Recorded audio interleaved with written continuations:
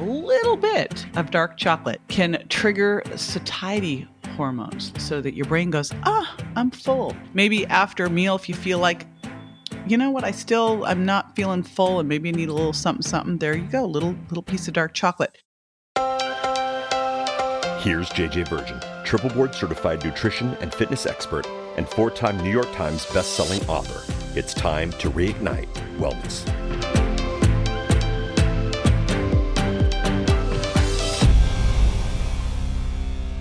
Hey, happy Sunday from Tampa, Florida. It's JJ here, and I wanted to jump on today and talk chocolate. Yes, I did.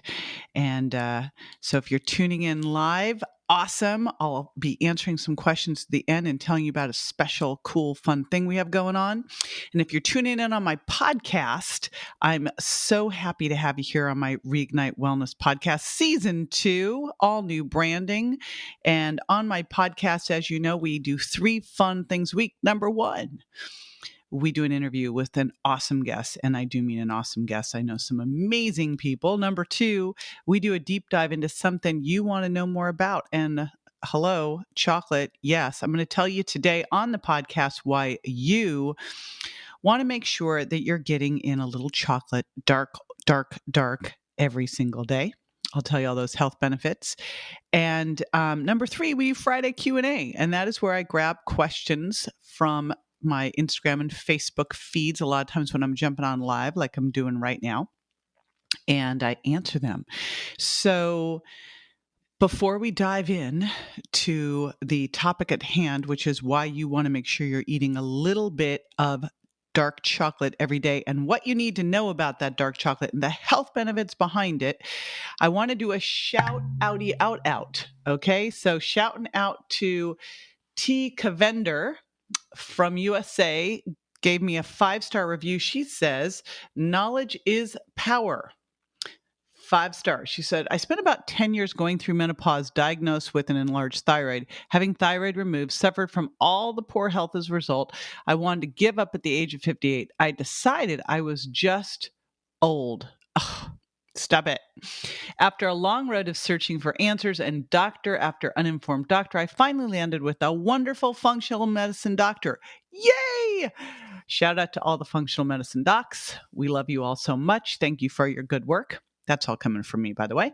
She looked over my extensive file and listened so intently. Then she spoke words that changed my life. Tracy, I believe the root of your issue is not so much thyroid as food allergies. Then she recommended your book and your elimination diet. I started immediately, and wow, what a difference. Gluten and dairy are my enemies. Thank you, JJ, for doing this, getting this info out there in such an amazing, applicable format. You, along with Dr. Leesberg, have given me my life. I was going to say lease on life, but she didn't say that. But it would be so tempting with that name. And I'm a forever fan of yours. Well, thank you so much for that. I am super excited to hear that. Now, I'm diving in today again to give you the health benefits of chocolate and what you should know before you take that first bite. But before we do that, I want to share another one of my favorites with you. All right, welcome back. Let's dive into chocolate. Let's talk chocolate, why it's so good for you, and what you want to know when you're digging into that chocolate. Like, first of all, don't just go beating any chocolate. Okay, super important. You want to make sure that your chocolate is dark. It's at least 70% or higher cacao. Higher is better. I do 85%, 90%. I found some in Canada. Shout out to Soma Chocolatier that has 100% dark chocolate that is not funky bitter. It's super yum. The other thing is you can have a little lower cacao count. The cacao are the flavonoids that are so amazing for you and that have the health benefits I'm going to be talking about.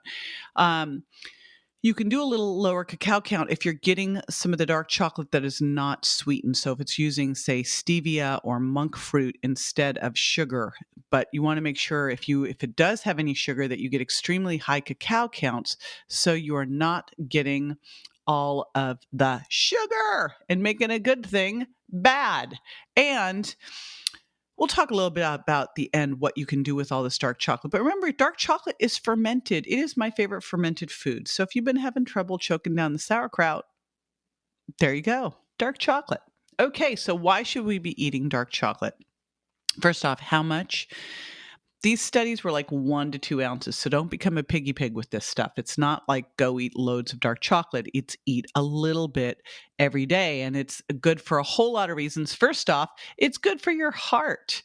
There was a study that showed that dark chocolate helps restore flexibility to the arteries and helps prevent white blood cells from sticking to the walls of the blood vessels, which are the ways those arteries can get clogged. So we like that.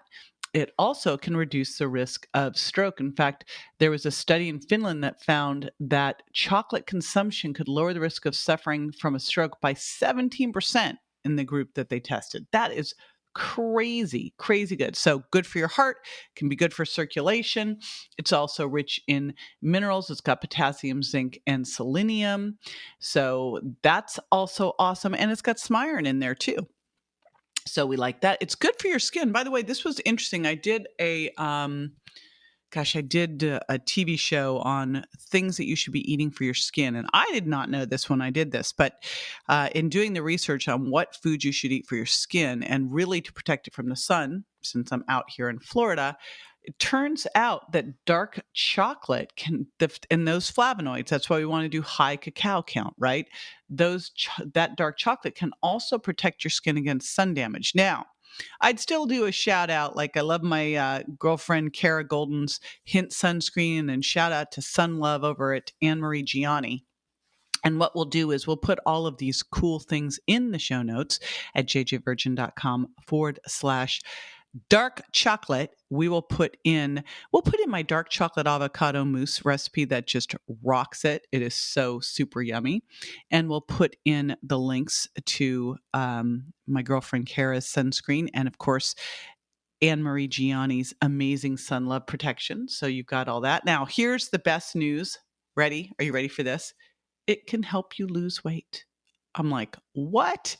Dark chocolate can help you lose weight. Now, not if you go and eat a whole bar of it. You got to keep it cool, right? But what this neuroscientist found was that a little bit of dark chocolate, okay, talking an ounce, maybe two, can trigger satiety hormones so that your brain goes, I'm full. So could be a little bit of a good thing. Maybe after a meal, if you feel like, you know what, I'm not feeling full and maybe I need a little something. There you go. Little piece of dark chocolate. And again, I tend to do a lot with Lily's dark chocolate. My buddy Dave from Bulletproof has dark chocolate with no sugar. We'll put a link to that in the show notes too. Again, we'll put that all at jjvirgin.com/dark chocolate. And I'm going to give you some ways that I like to use dark chocolate, some fun things I've cooked up at the end too. Next one. It may prevent diabetes. Cacao has been shown to help with insulin sensitivity. So if you're more insulin sensitive, your body doesn't have to produce as much insulin to lower the blood sugar response, the blood sugar that happens from eating. So this is a good thing. Next one. It's good for the brain. It can help reduce memory loss, and it also there's anti-inflammatory qualities dark chocolate. In fact, it's been found to be beneficial in treating brain injuries. Now, I did not know that when I was working with Grant initially on his traumatic brain injury. Didn't know that one, but it has been found to help with brain injuries. And it can also boost your mood. In fact, it's been found to lower the risk of depression, and pretty significantly, which is crazy. And then also it contains something called phenylethylamine, which is the same chemical that your brain releases when you're in love. So it can give you those feel-good endorphins as well. All right. I don't think I really, really need to convince you that you need to eat dark chocolate. I'm pretty sure, like, okay, sign me up. I'm all good with that. But what I'm going to do after the break is I'm going to share with you some of the things that I like to do with dark chocolate, some of the great things to do with it that you can use it for so that you can make sure that you get that 1 to 2 ounces of dark chocolate, high cacao content into your diet. So stay with me.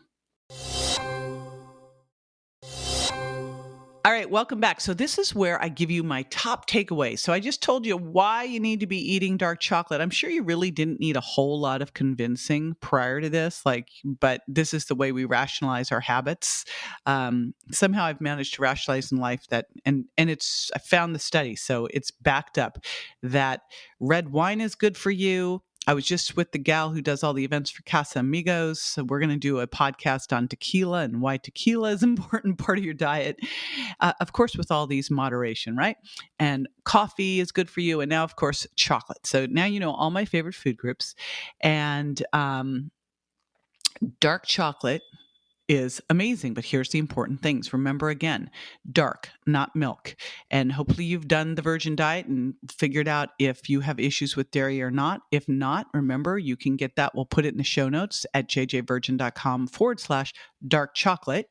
But you can go and do a 7-day challenge that gets you started on the virgin diet. So we'll put the links into that where you can go for free.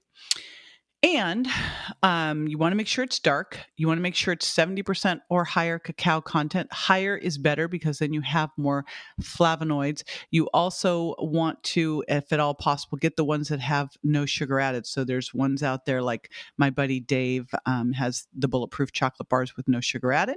There's also Lily's dark chocolate that has no sugar added. And there was another one I just spotted that had monk fruit. I was like, that is so awesome. So there's a lot out there. If you are fortunate enough to be in Canada or you're going to Canada, seek out Soma Chocolatier. And I've also seen this over, not this brand, but I've seen the same style over at San Francisco at the Wharf. 100% chocolate that doesn't taste bitter. It's absolutely sensational. It used to be that 100% chocolate was like that baking chocolate and it tasted rotten. This doesn't. So that's the first thing you want to do. So you've got this. Now, what should you do with it? Well, the first thing you can do is just have an ounce or two. And we travel with this so that we can have a little bit after a meal. The other thing I like to do is you can make a mole sauce with it. You can make an amazing pudding with this, a mousse, dark chocolate avocado mousse. We'll put this in the show notes, but it's basically pretty simple. You can use my sweetener, the virgin sprinkles, avocado, coconut cream, and then dark chocolate. And it's that simple and it's so amazing to do. One of the other things I like to do is melt dark chocolate, then use a little bit of So Delicious ice cream, and I will take the dark chocolate and a little bit of salted nuts and mix them together. And then I'll put that over ice cream and it kind of forms an immediate hard shell. It is incredible. Tim loves that. You can get dark chocolate chips and throw them on top of your oatmeal. So you could do a cherry oatmeal with a little bit of dark chocolate chips. I've got a great dark chocolate cherry chia pudding. So, I mean, there's all sorts of things that you can do, but hey, it's one of the easier desserts to do if you are having company over. And it's a lot of what we do when we do our Mindshare Mastermind retreats is we literally throw down some dark chocolate after the meal. And in my cookbook, I think it's the Sugar Impact Diet cookbook, I have a dark chocolate salted almond bark that is ridiculously good. It's so good. So those are just some of the easy ways. And of course, you could have some raw cacao powder, some cacao powder, and just make a dark chocolate mocha with that. I will tell you the way I make my mochas is I just use some of my protein powder in there. It's so simple to do. And you can make a regular mocha or an ice mocha with that, with a little bit of bulletproof beans. So that's super easy too. But again, 1 to 2 ounces of dark chocolate a day. It's one of those things that I like to say in health, it's so much nicer to add before we take away. So if we focus on adding 1 to 2 ounces of dark chocolate, it'll probably crowd out some of the other things that maybe aren't quite as healthy for you. All righty. I would love to shout you out on my podcast. So if you have not left a review yet, or if you have not subscribed, oh my gosh, come on. Go over to subscribe to jj.com. It gives you the instant link to subscribe to the podcast. And while you're there, I'd love it if you leave a review and then I will shout you out to everybody. And again, we now have 3 podcasts going on a week. 3. And we have our interviews, we have my solos, and those, by the way, are based on topics that you ask me about, and then we do our Q&As. So you can always leave me a question on Instagram at jj.virgin, or you can leave me a question over on JJ Virgin Official on Facebook, and I will answer them for you. All righty. I'll see you next time. Bye.